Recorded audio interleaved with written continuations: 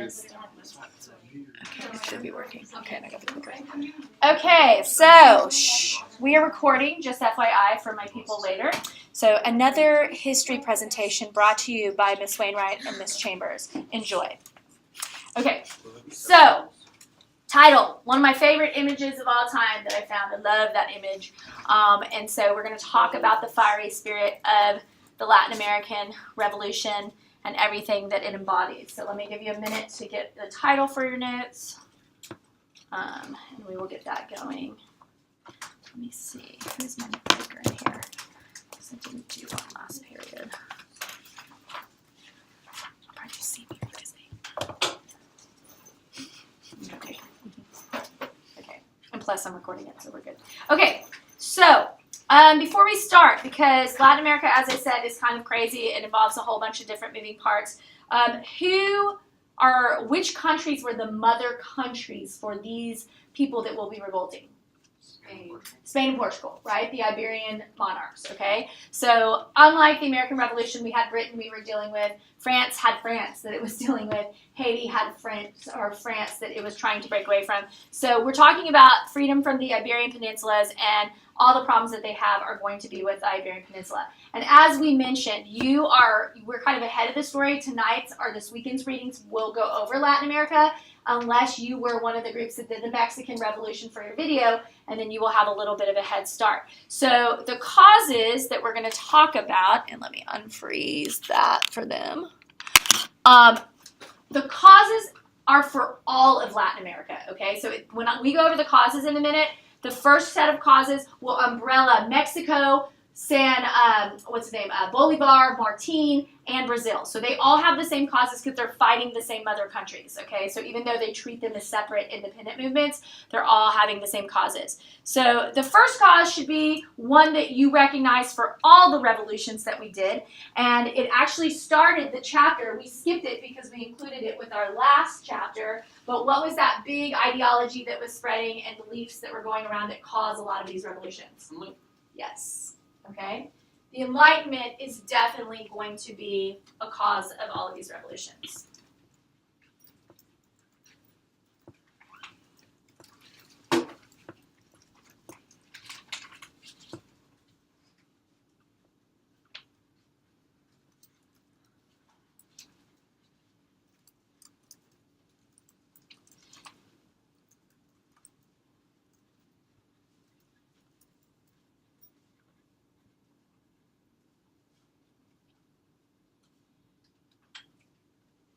Okay, and these are very, very similar to the American Revolution.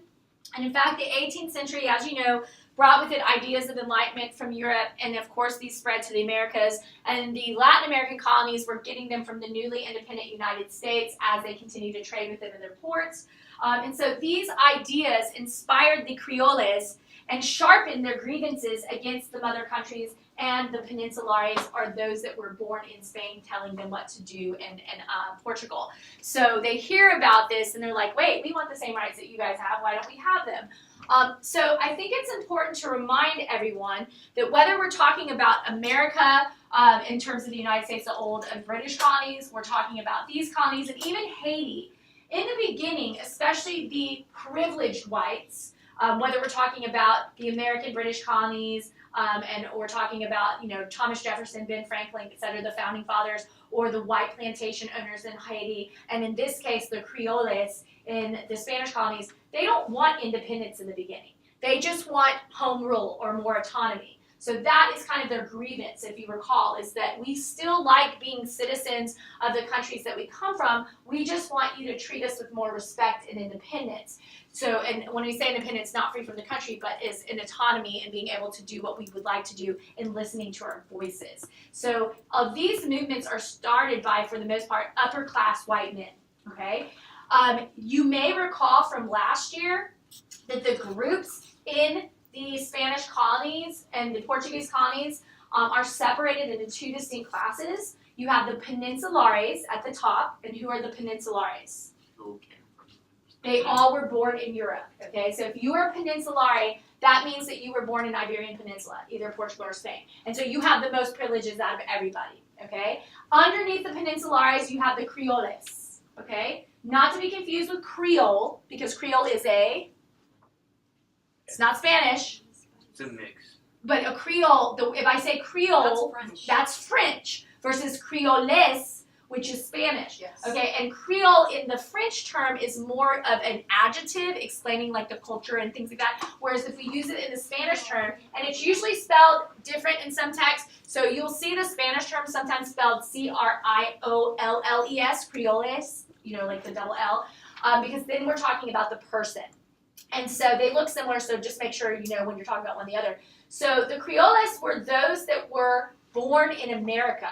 Okay, they were white for all practical purposes. They just happened to be born on American soil, but they were privileged as well. So as a Creoles, you can have a parent that was a Peninsulare, but just because you were born here, you would lose certain privileges and you would be stuck out of having jobs that were only left for Peninsulares. And of course that's going to make them mad because that's stupid. Like my mom and dad are Peninsulares, but just because they had me here, now all of a sudden I don't have these rights. And so that's kind of their biggest grievance. They wanted to have the same rights as the Peninsulares.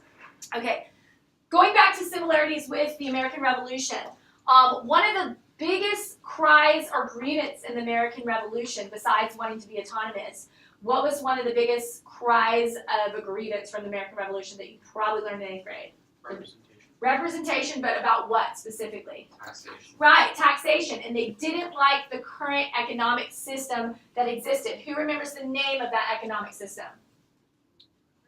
Mercantilism, absolutely. So that is definitely something that Latin American Creoles are fighting as well. They do not like the practice of the controlled economy by the governments in Europe or the monarchs, which we referred to back then as mercantilism. So let me give you a minute and I'll review that.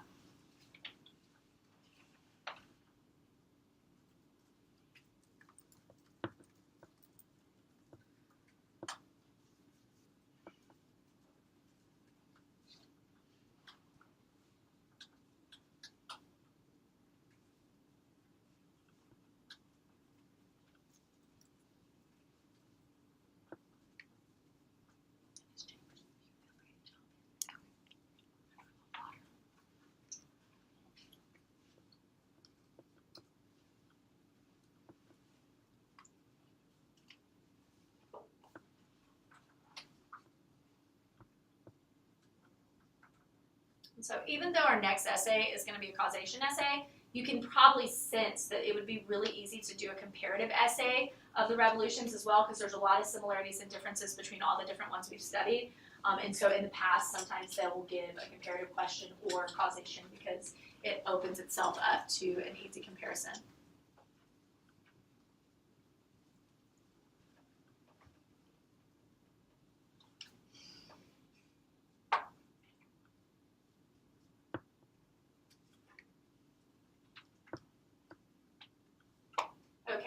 So a brief review of mercantilism, because last year, hopefully towards the end of the year, you were learning about this. This is the whole reason why Europeans were going to the Americans to form colonies, because colonies exist for the benefit of the mother country. So as a colonist, are you going to the colony to make your own private businesses and investors? Jonah's saying no. He's right? You are there solely to make money for the mother country. Are you allowed to produce your own manufactured goods?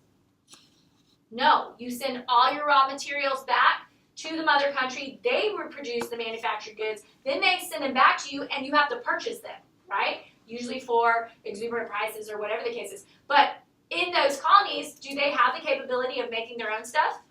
Yes, and this is why they're mad, because they're even more experts than some of the people. So the whole triangular trade that's existing, they don't like. Okay, so this is part of the grievance. So the swelling production of these haciendas, plantations that exist in Latin America at the time really pressed hard against mercantile restrictions that were being set up by the Spanish, not being allowed to trade, not being able to make your own decisions, not being able to manufacture your own goods. They hated all of that because they felt that they were smart enough to be able to do that by themselves. and they weren't being allowed. And then, of course, they're being taxed on the goods that mostly they're producing.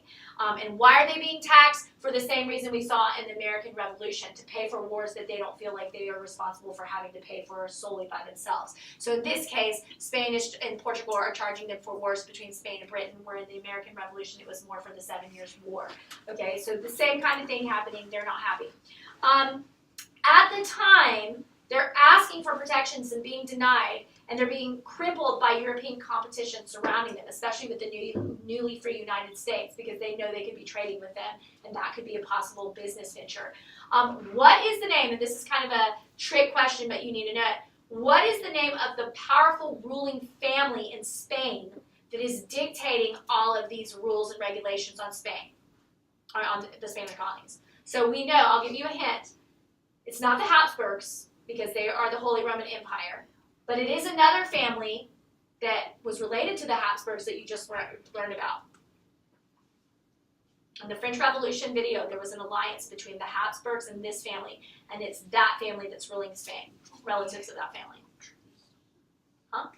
I'll give you another hint. Louis XIV and Louis XVI were members of that family. The Bourbons, yeah, or the Bourbon, yes. Okay, B-O-U-R-B-O-N. B-O-U-R-B-O-N. The Bourbon dynasty is the ruling family in Spain that is the one that's causing all these restrictions and that they're fighting against, that they hate. Okay, and so it's that group, that is the family that is making all of these things. And what it does, of course, is it causes falling wages and, of course, increased laborers force wages down. And, of course, the more that they use indentured servants and then eventually slavery will cause people to not make as much money as they were. And so they're fighting that as well. So there's a lot of economic causes causing the Creoles to speak out against the policies of the Spanish and wanting to break free of that. Okay. So the upper class aren't the only people that are unhappy. The lower classes are unhappy as well. And as you know from the French Revolution and other revolutions, these are the majority of the people. This is like the 97% of the masses. So this political cartoon, I want us to analyze, because it's good practice for document-based questions. What's going on in this picture? What does the sombrero say? Land baron. Okay, and then peonage is on the ball and chain. It's showing how the Peninsulares are taking advantage of the Creoles. Mm-hmm. Well, not Creoles. The guy's not a Creole, because land baron would be both Peninsulares and Creoles. The indentured servants and the slaves in general.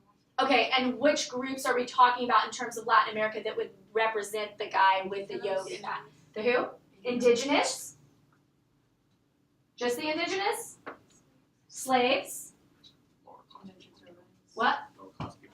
Okay, so and those mixed peoples, right? Mestizos, mulattoes, what will become what we call the Hispanic population, right? Because even now that term, you know, when we talk about Hispanics or even Latinos for that matter, those mixed castas, all of those, you know, percentage of blood and all that, anybody who's below the pure-blooded Peninsulares and Creoles would be those people, okay? And clearly they are not happy with the situation of the upper class owning all of the land and dictating what to happen. What is peonage? Their class. Okay, no, but it's a system. What, like, if you debt peonage, if you're talking about that, what does that mean? They kind of like serve them. What do you think it means looking at, like, Yeah. using the symbol? The chain, the ball and chain. It means they're like tied to the land. They have to work for those same Like feudalism. Yeah. Okay, it's somewhat like feudalism, very close to serfdom, but like what, a notch higher than serfdom. It's a notch higher because technically they're not restricted by all of those laws and rights of feudalism, where you can't get married and you can't do, you know, serfdom is pretty tight in terms of control. These people are, quote, free, but what is keeping them ball and chain? I gave you a hint. The full title is debt peonage. Oops, sorry. They owe money They owe money. And they owe so much money, that they're unable to move from the land. right, that they have to continue working and working until it's just not going to happen. Okay, so they're given land, quote, given land to work, but the majority of their work goes to paying off their landlords And then whatever you make on your own and you can keep is yours, but at the end of the day, the demands by the landowners are so great and the taxes are so great that they have nothing to call their own and they never are able to pay off their debts. And they have to keep taking loans and they can't pay back those loans, and it's just a vicious cycle that just keeps going and going. Yes, So Jonah? they're sharecroppers. For the most part. Yeah. Yes, good. That's a good comparison. Absolutely. Okay, so there's a need for land reform as a result. Like, the rich have it all and the poor masses have nothing because they can never make enough to keep their own.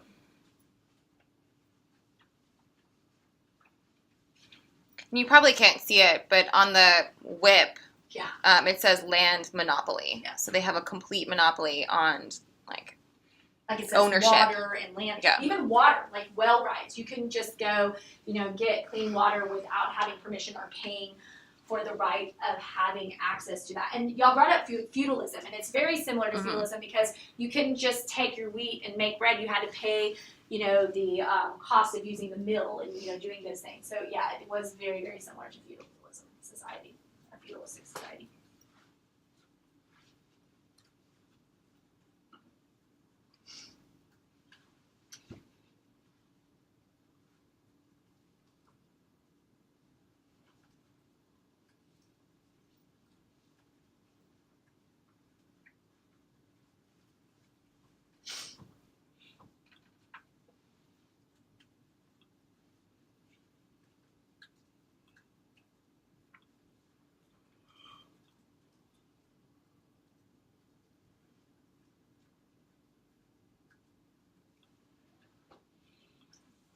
So clearly from the lower classes and the masses, the cause or what they want changed the most is to have these land rights change. They want to have more of their own land. They want the rules to change so that they can actually live their lives and be able to self-sustain. And so because the Peninsulares and the Creoles are the ones holding them down, a lot of the animosity is towards those groups. So they're definitely not on the same page. So you've got the Peninsulares. What do they want? Let's review. Peninsulares, do they want anything?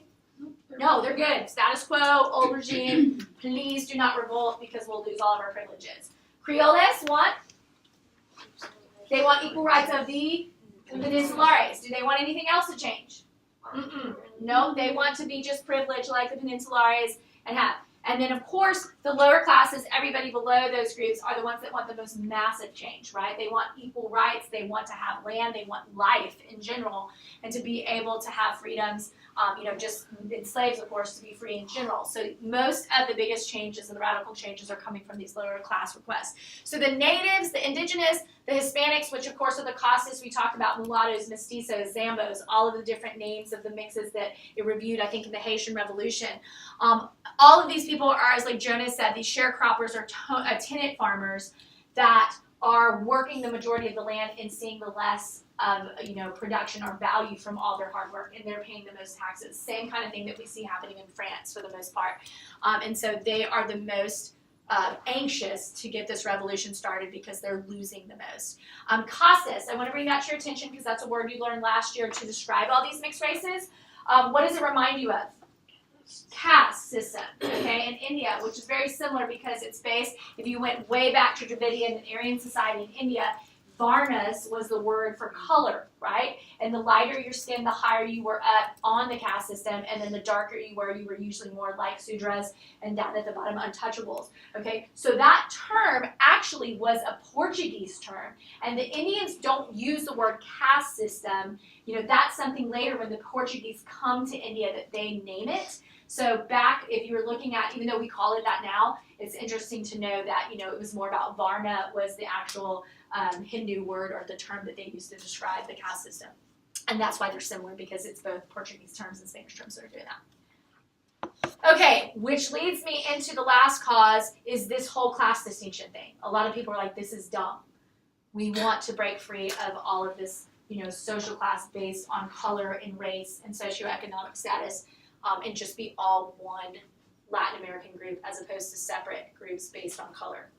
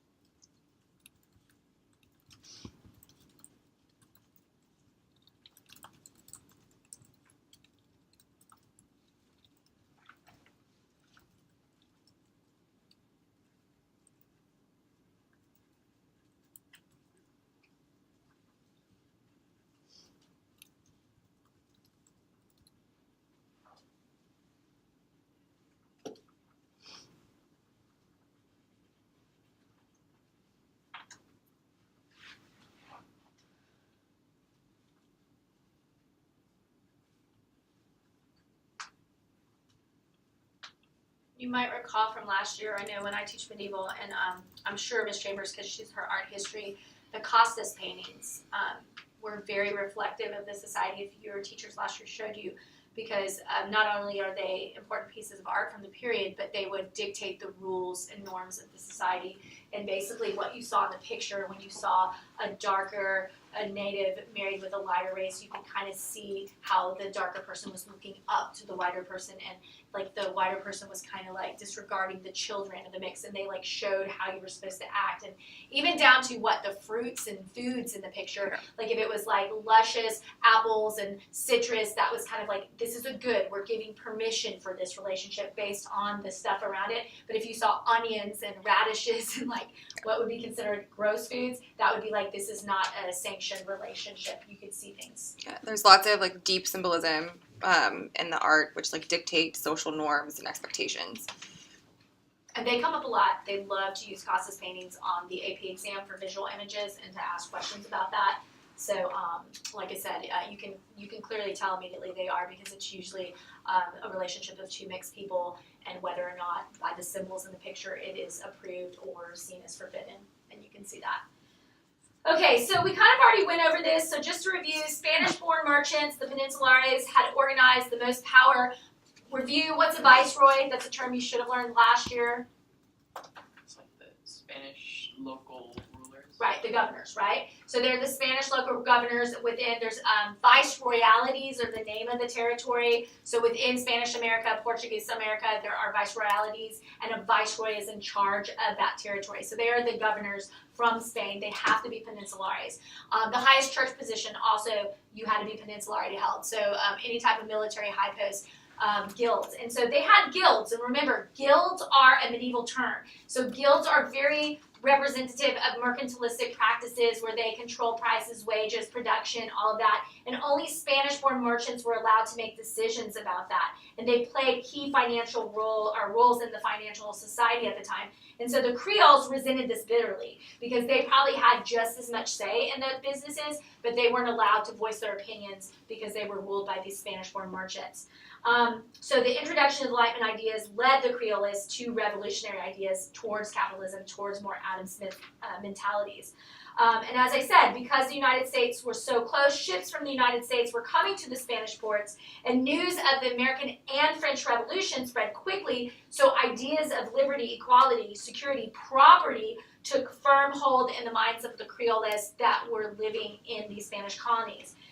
But ultimately, the spark that causes all this, the advantage that they get, and they're able to act upon this, is this unstable situation that's happening in Europe around 1800. So you tell me what happens in Europe as a whole around 1800 that allows for the Spanish to say, oh, we have our excuse, nobody's paying attention, let's revolt.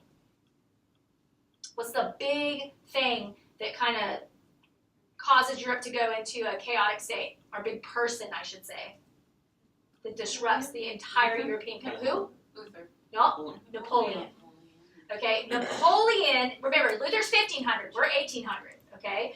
Napoleon weakens the Spanish Bourbon dynasty because when he takes over as emperor, crowns himself emperor, what does he do with all his family members?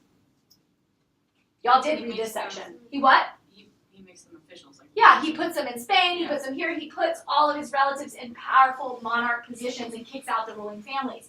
And so the colonists, even though it's funny because they hated the Bourbon family too, but now they're like, oh, we can't be under French people. What? So they're going to pretend like it's that issue, not the Bourbon family, because it doesn't look as bad. Like, we're not fighting Spanish, we're fighting French. We can't be under the rule of the French. Who is this guy? So they use that, his taking over, as an excuse to move the revolutionary movement forward. And this is where the Creoles build the momentum to really get going with this. Funny enough, the Haitian Revolution, which is happening around the same time, they're not inspired by that one. They're like, no thank you. Why?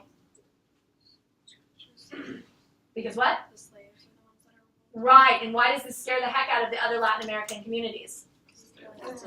Plantations, haciendas, a lot of their economics, and the Creoles want to keep that intact. So they're actually terrified of the Haitian Revolution. That's like too far. So they're more for a conservative revolution, and the radical revolution scare them. And that's surprising because eventually the Haitian Revolution will influence a lot of these. The other thing I want to say about the Haitian Revolution, because it is a question asked a lot of times, if they ask you what was the first Latin American revolution, you should say yes, because Haiti is where, Jonah?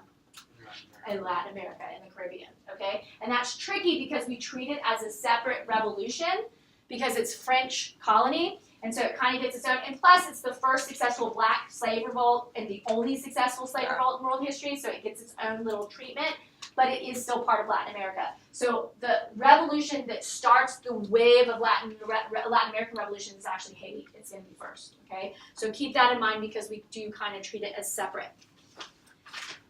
Okay, so we have big picture causes. Once again, as I said, all of these causes we just talked about, umbrella Mexico, umbrella Northern South America, Southern South America, Argentina, Peru, Colombia, all of them.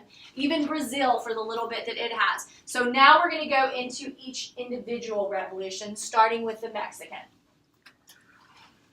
Is this the one we did in this last video? Or did we do Bolivar? We did Mexican, right? The group that did the video, y'all did Mexico? Uh-huh. Okay, so maybe they can add in for us, remember what you have. Okay, so notice it says Mexican independence and not Mexican Revolution. And it could technically say that, but why do you think we do this and distinguish that this is independence and it doesn't say Mexican Revolution? And the Mexico group knows the answer, Meredith. because there's another Mexican Revolution.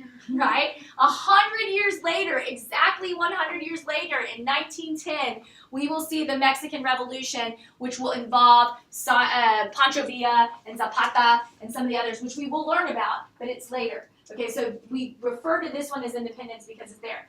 And Ms. Chambers can probably add on this. A lot of your Spanish teachers get really upset because a lot of kids like to think of Cinco de Mayo.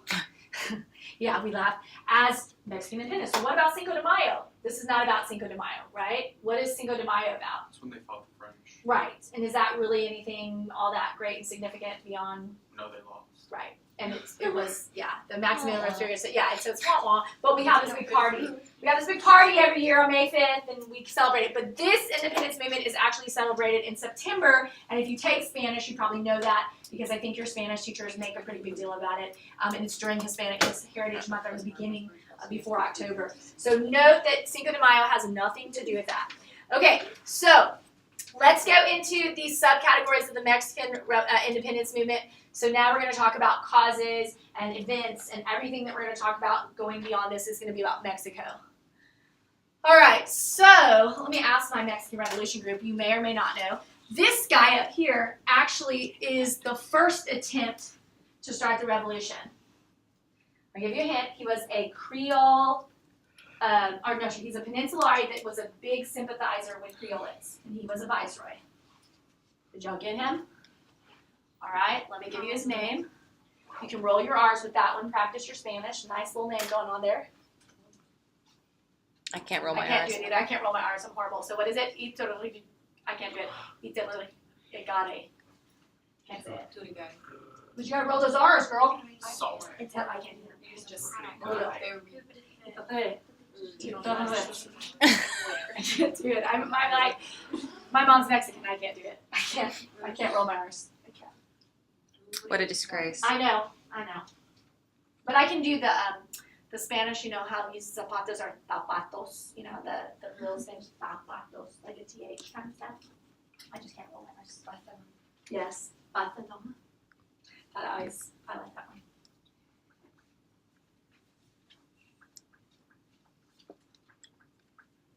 Do you speak Un poquito, sí.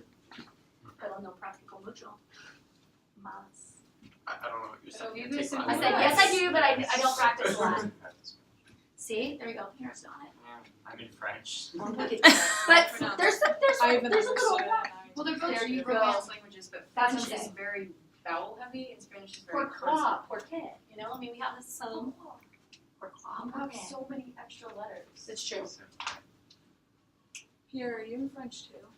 Yes. Duele mi cabeza cuando pensando en este. Should have taken Latin.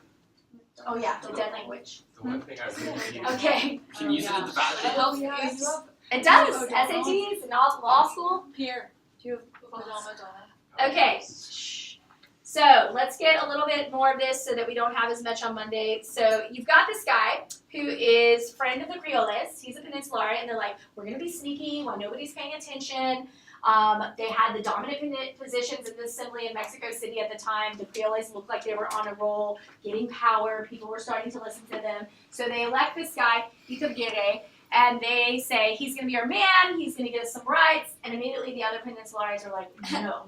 Yeah, exactly. Not so much. They kick him out, they're threatened, they oust him, and at this point, the elite Creoles and the upper classes step back, and they're like, we need another plan. This isn't happening for us. So they take it on a road trip, and they're like, the city is too powerful, too many Peninsulares, so where are the Creoles that will make things happen for us? Who are the most angry of the Creoles? Those that are working in? But who are the most angry? Where would they be in terms of Mexico that are having to suffer the burdens the most? Countryside? The countryside. Or where agriculture and industry is strong, right? Haciendas, plantations. So this region of Mexico where it all starts is called Bajío. B-A-J-I-O. B-A-J-I-O. So the region of Bajío is very much a region of agriculture and industry. A lot of what we would call marginal elites live there. What do I mean by marginal elites? Not super important, but like they own land. Right. And they have power, but they're not as much. They would be considered like middle class. They're not the upper class Creoles, they're middle class Creoles. There's even lower class Creoles. So that's going to be the problem. Creoles have subcategories and they don't agree. And so we will talk about the man on the bottom, which my Mexican group should know. Who's this man that starts it all? That weird priest? Yes, that weird priest. What's his name? I was in the French Mexico, guys. Father Miguel Hidalgo y Castilla. We'll talk about him on Monday.